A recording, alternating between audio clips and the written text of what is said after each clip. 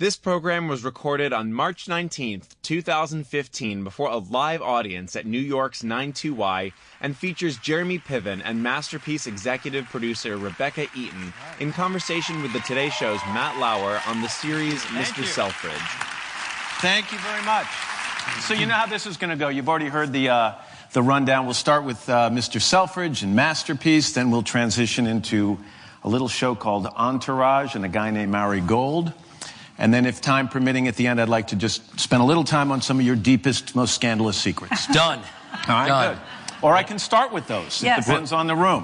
Whatever's right. This will be a confessional. All right, good. I would imagine there are probably a lot of people in the room right now who know you mostly from Entourage and know Ari Gold. Yeah. And may be less familiar with Mr. Selfridge. So why don't we start there and tell me who he is. Who Mr. Selfridge is. Mr. Selfridge is an American from the Midwest. He was actually from Wisconsin, but made his bones in Chicago at Marshall Fields.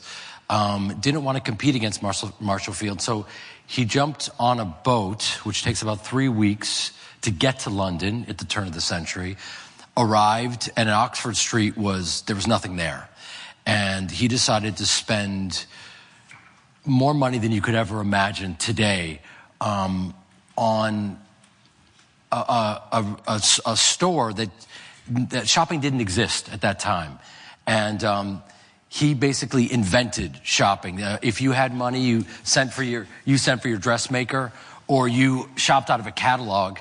And he basically went over there and just rolled the dice. He was a gambler.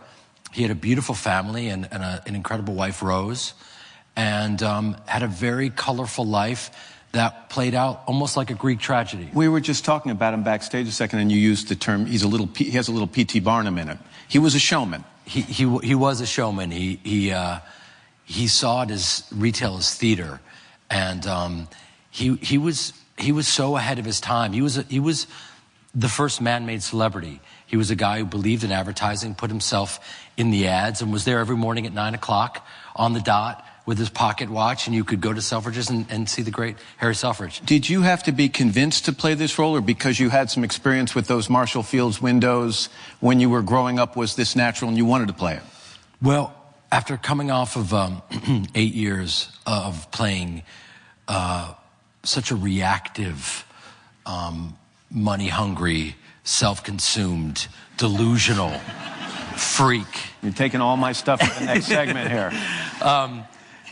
You know, it's interesting because I think all of us... Sample complete. Ready to continue?